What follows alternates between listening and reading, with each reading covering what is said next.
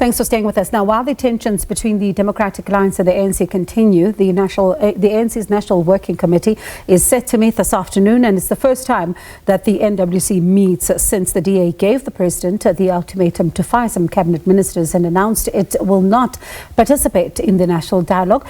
The DA is also planning now to lay charges against Higher Education Minister Nobuhle Nkabane, and there have also been quite a number of rocky patches in this particular union. So, what could the way forward be? We speak to our reporter Samkele Maseko, who is watching the story very closely. Samkele, good evening to you. Thank you so much for your time. What is the latest with regards to the meeting, given the latest events between the DA and the ANC?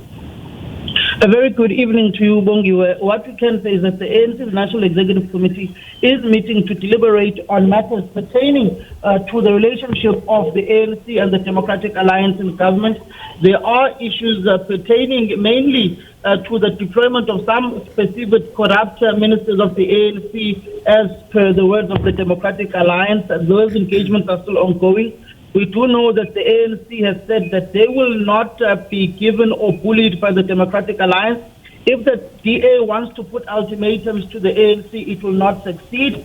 And that particularly with the DA saying it will not vote for certain ministry budgets that will be tabled by these ministers, the ANC perceives that as being irresponsible and wanting to hold the country at ransom, and that they are against the development of impoverished South Africans, particularly who so desire to have their dignity restored when it comes to low-cost housing.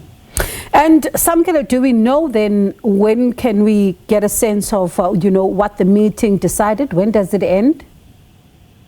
In most instances, when there are topical issues of this nature that are of national importance, the Secretary General of the ANC or the national spokesperson the following day will normally hold a press briefing. We are anticipating that there may be a press briefing by the Secretary General of the ANC, Fikile Mbalula, tomorrow, or Mrs. Mahlengu Mutsiri, the spokesperson of the African National Congress. But what we can say is that the ultimatum that was given to the ANC by the Democratic Alliance of 48 hours and the threat of a vote of no confidence in the foreseeable future, that is being deliberated upon in the National Working Committee of the ANC, and also whether the ANC should cut ties with the DA and look at other political formations that will not give them such problems within government. And Samkele, it's again yet another moment in this, government of national unity where the two parties, that's the ANC and the DA, are again seemingly at loggerheads. We've seen this quite a number of times. And as you say, there are, of course, those who are saying, what will be the decision here? Because the DA says it's still, committed to the government of national unity, but has some conditions. And now one wonders how then the ANC moves here. And it's going to be quite interesting to see what happens going forward.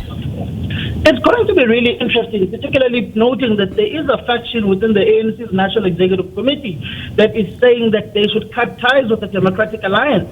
As much as within the DA, there's a faction that is saying that the DA must leave the GNU because it's not getting anything outside of the GNU. At this point in time, it is a stalemate between both political formations. The DA saying they will not make life easy for the ANC by just walking out. The ANC must fire or get rid of the DA within the GNU so the DA can claim mileage in saying that we wanted stability within the country, but it is the ANC that did not want stability, and they decided to get rid of us within this particular arrangement. Vice versa, the ANC doesn't want that particular bad repertoire about them when it comes to this particular GNU, hence this particular stalemate. But governance will ultimately suffer with this stalemate, and it is the grass, it is the people that will ultimately suffer, that will not get service delivery, that will not get low-cost housing, that businesses will not have their development signed off at human settlements, where bulk infrastructure will not be put in